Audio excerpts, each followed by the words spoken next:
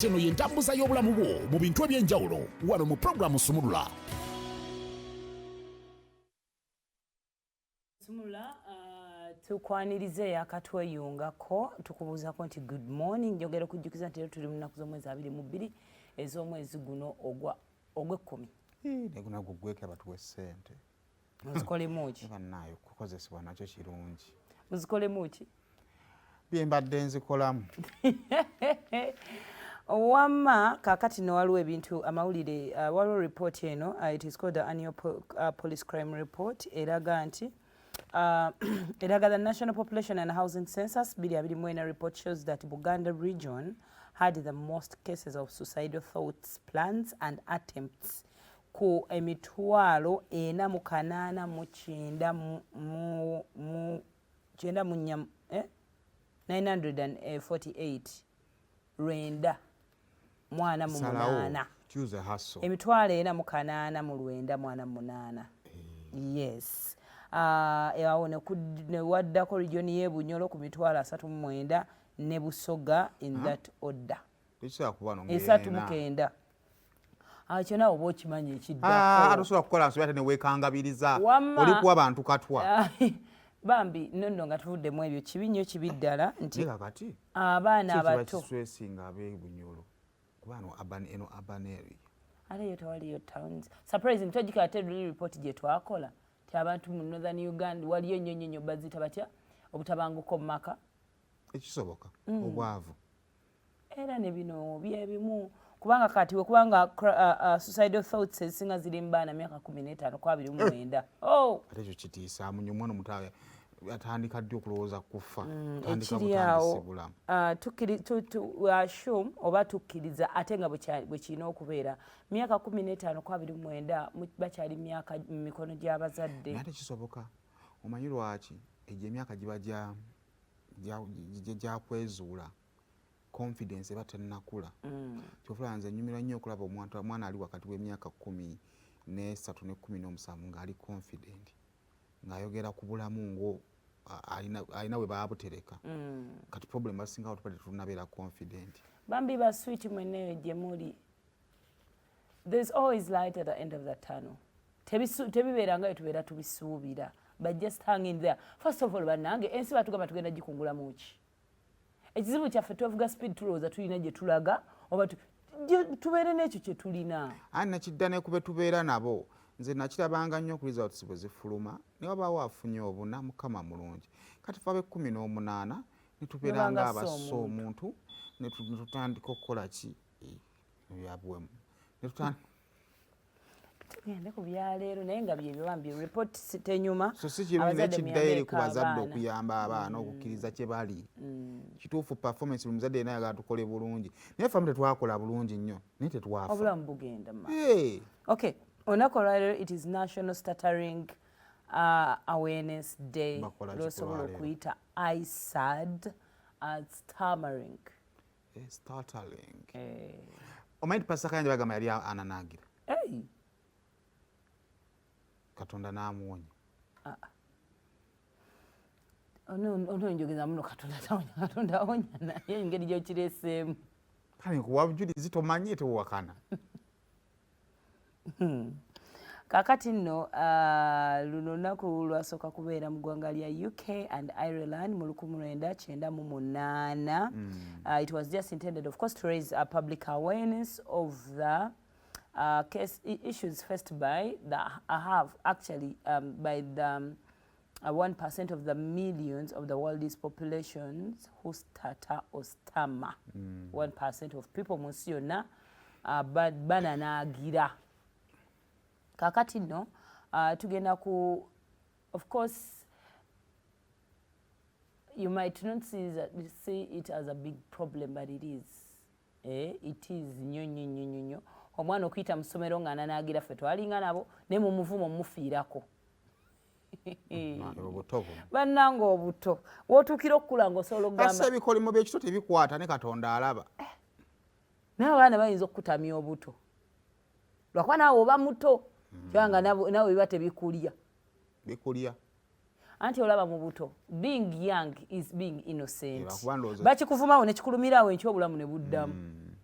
It is kati ekimanyi semonzi omuntu asobola okuvuma ekintu kale lwakuba twegumyanga abantu abakulu ekiro kyonna n'okirowoozaako enkeera n'okiro omwana omuto anti gwokuba bajja gy'oli gwa mukuba so being young is being innocent kati waliwo ebireetera ebintu bino ekisookera ddala tusookere ku developmental babikategorizinga mu ngeri bbiri esookera ddala waliwo developmental nga bwati omuntu bwe yakula esooka eno it happens while omwana ayiga okwogera nga bayiga okwogera nti olumu waliwo motors waya ezi katugambe nga onogamba nti wayalinga amasannyalaze mu butonde mulimu wires katonda zagatta ndowooza ne zitagatta bulungi wayaling n'agaana nga onogamba kati mu communication say more when you speak to me I'm going to receive kati waya etambuza then waliwo nsobola mpulira ate netambuza then nange nesobola okuddamu to speak back oba nekiwulira just nekireka bulesi era awo wewandigambidde nti omuntu atawulira waya waliwo weyakutulira nti obyogera gwe naye n'atabiwulira kyobola nga aliyo omuntu nga they can speak but they can't hear ng'asobola okwogera naye ate it is problem because when you speak you need to hear yourself. What I'm speaking right now I hear myself. Naye oli asobola okubeera nga gasobola owulira naye nga tasobola speaking back. Yes kati olumu kiri kyebayita motor control timing sensory and motor conditions olumu obuzibu bubeera awo mu wiring katonda nga bwe yagikola nezigaana okukwata ekigambo waya bakyonoona just kituwa picture nnungi nga wono omuntu awayalinga amasannyalaze gatuuke ku bulb ne gatatuukayo then naddamu n'awayalinga nga waya ereeta ku bulb nejja ku switch oba nejja ku main switch tezigatta. Yes. Kati then ne problem endala mu developmental issues is being genetical. Tiwemba nanaagira is very easy for me okuzaala omwana nanaagira. Lumu kitambulira mu family era nazo ze bateekateeka za Mukama Katonda. Now ebirala ebya bulijjo ebyaffe abantu tulina the neurogenic stuttering eno nnongo olumu eva ku bubenje. Abantu abafuna stroke olumu basobola agenda okudda ng'engu okwogera kumutawaana nga kukutuse olumu nga teyeewulira bw'ayogera ebimu because you're not listening to yourself ate ne kibuliraawo ate nga tebikyakwatagana bulungi abamu traumatic brain injury ng'abantu abafuna obubenje omutwe n'agukubawo kiddeyo ku wiring asobola okutaataagana bikyankalana bambi and then other brain disorders nalabako omuwala omu yaliko ngaali older than us but gye twakulira eyo n'alwala omusujja gw'okumutwe meningitis agenda okudda okuva mu ddwaliro nga speech eyonoonese anti yeska yes agenda okoma nga takyasobola kwogera bulungi ebyo byonna speech eno eri okunanagira kuli categorized mu okubeera slow omuntu ayogera naye ng'ali slow ebigambo bye bitono bijja mpola mulina mugumiikiriza then mulimu oli ng'apoozinga kati gwalina mugumiikiriza n'ogatta then abamu babirepeatinga also I've had ababeera ne leeta emu nagenda naddamu najja nayekulembera kugezaako bambi kubeera ng'akigattagatta then abe repeating then some people repeat no sentence najiddamu you know yeah then endala is emotional distress wali owuliddeko abantu because anyiize that they're trying to express themselves naye kubanga alina obusungu nananaagira era abamu bw'aba alina gwabembadde namuga Katonda naagira biki oba alina kye bamubuuza nananaagira tibwanyiiga ebigambo bijja bingi ne bikubagana then osaba mbabeera nervous okutya era mu communication tuzijukira twakisoma it is something you can tell whether someone is lying ng'omutasha omanya kati ali nervous osobola nemulamu wa between bulijjo kati omuntu ng'atidde butya batamba tyaba kigraduating naye mulamu wa bulijjo omuntu waba alimba owulira empewo anoonya wagatta ebigambo empewo mu ddoboozi so olumu abo bayita kubanga omuntu aba akimanyi nti omuntu ono ayogera bulungi nti akimanyi hafi njogera bulungi but because of so ng'ogenda owulira ng'omuntu atandise okwerepeating oba atandise obikutrakutra olinambuuza katona naagira ki simanyanga olimba you know ebyo byonna byonna now kakati ku lwokubanga tubyogeddeko under risk factors abasajja bali mu research alaga abasajja the prone to stuttering okusingako abakyala then abantu nga balina of course childhood developmental conditions abaana bali autistic ne stress then bisobola okubeera actually there can be complications of people can fail to communicate entirely abamu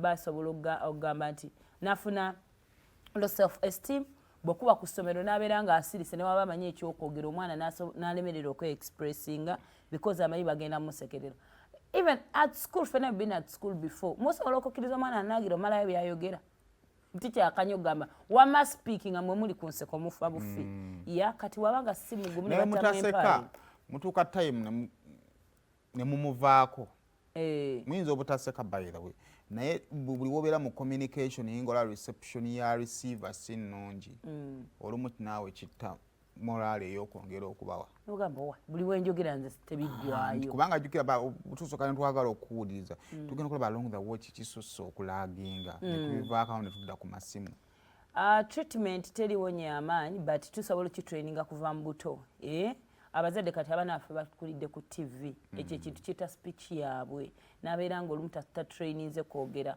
mutwale nnyo mu baana aboogera tuba twogera wano kids and love omwana mutwale nga bukyali asobola opiikinga mpola mpola mubazzeemu amaanyi bw'aba ayogera be patient with them bw'aba nga be bana aboogera speed omugakakkana yogera mpola so that they can listen to themselves mpola mpola they can pick it is about training. Actually ndowooza nti engeri y'okukendeeza stammering esooka kwe kugamba onaanaagira okukakkana kubanga kya butonde okulwana buli w'obanga olemererwa kakati buli ebigambo gye bikoma okulwayo kyova bagattako n'ebikolwa basabula empi ontegedde kakati it is about more training and kakati when bokkakkana nti waliwo obadde onaanaagira opoozinga kyova ntojasanga wakati mu ntambuza y'omukwano gwammwe yali asitamalinga ateekawo bakuwuuna nga prosesi y'okuhiiringa ateekawo okuwuuna mpolampola n'agenda nga abigatta mpola